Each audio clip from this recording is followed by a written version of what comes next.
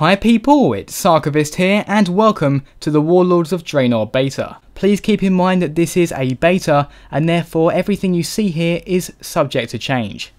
Okay, so first of all let's take a quick look at the new female models. The human female model looks like a massive improvement over the original one. There's a lot more detail in the face, far more expressive is the thing I'd say the most. Also, the fingers have been better defined than they were before. Generally speaking, just better. The polygon count is up, a big improvement. And then there's the dwarf female model. Generally speaking, not the most attractive character, but then again, the detail has certainly improved from before. And then there's the night elf, very nice looking. Thing that struck me straight away was the eyes. They really almost look like headlamps. They've really gone out their way to show that night elves have very glowy eyes here. They've always had glowy eyes, but it's even more obvious than it was before. And then you've got the gnome, and speaking of eyes, very, very big eyes. Small person, but big eyes. Interesting clash of proportions there.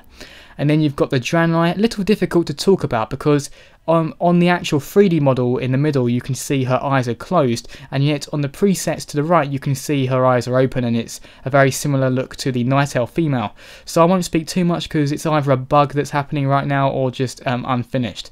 And then moving on to the orc female, again like the dwarf, not attractive in general, but at least there's been a lot more detail to make her seem more appropriate in this modern era. And speaking of models, finally Khadgar has been updated. So when he's running alongside Thrall and Murad, he doesn't look like an outdated hack. So now he's got a great new look, and it's not so much over the top, it's quite understated, but at the same time there's an element of grandiose about him. And also he's got the glowy eyes which look nice, and also I believe, I'm not sure if this is certain, but I think it's Atiesh, Great Staff of the Guardian he's holding as well. When it comes to monsters, you've also got the Erlik, which are the elephant-like creatures that the Draenor use as mounts, and they look a lot better, certainly a lot more ferocious than they used to look. I'm hoping there'll be a mount of these in the game so far. I looked through my mount list, but sadly I could not find one that looked quite like this. Also, you've got the Talbuk, they were also mounts in the game before, and they look like they've received an update. It's really nice to see these classic Burning Crusade monsters that are in the common collective of people who've been playing for a while, updated into these excellent high-res models. Also, the Dark Portal itself has now been given some texture detail, plus we actually get to look at what the ethereal portal itself looks like, so the energy that actually transports people. And it's this really cool red glowy stuff as opposed to the green it used to be. You've also got those classic statues flanking either side of the portal itself. The steps have been redone. Also, the underneath area where we come across Gul'dan, that's also been properly textured now. You've also got that classic dragon that sits atop of it, and you can really see it from afar. This is quite a massive structure, and basically all around this particular area of Tanarn where you can explore in the beta so far, you can see the Dark Portal because it's a massive centerpiece of this section of the zone. Also, when it comes to talking about the Tanarn jungle in general, it seems like they put a bit more detail into it. You can see there are a few more leaves, there's a bit more clutter on the ground, and I checked my graphics settings and they're identical to what I originally played it as. And also, I noticed something, I don't know if this is in the game currently, because it's been a while since I've played on the live game. But I can't remember this happening, but when you run through clutter, so like the grass that's on the ground, you actually move it, you disturb the clutter, which is quite an interesting effect because it makes you feel like it's more than just a graphical flourish, it's actually the world itself and you can impact it just a little bit more. It's a small thing and most people probably won't even notice or care, but I thought it was a nice addition to the game. Also, after making 2 new Alliance characters, instead of going to the Frostfire Ridge after Tanarn Jungle, you instead go to Shadowmoon Valley. Now, despite sharing exactly the same name as Shadowmoon Valley had in Burning Crusade, the zone could not be more different. God, it used to be a wasteland and there was green fire everywhere. It wasn't a particularly amazing looking zone because it was just so destroyed. But now it's a true valley of...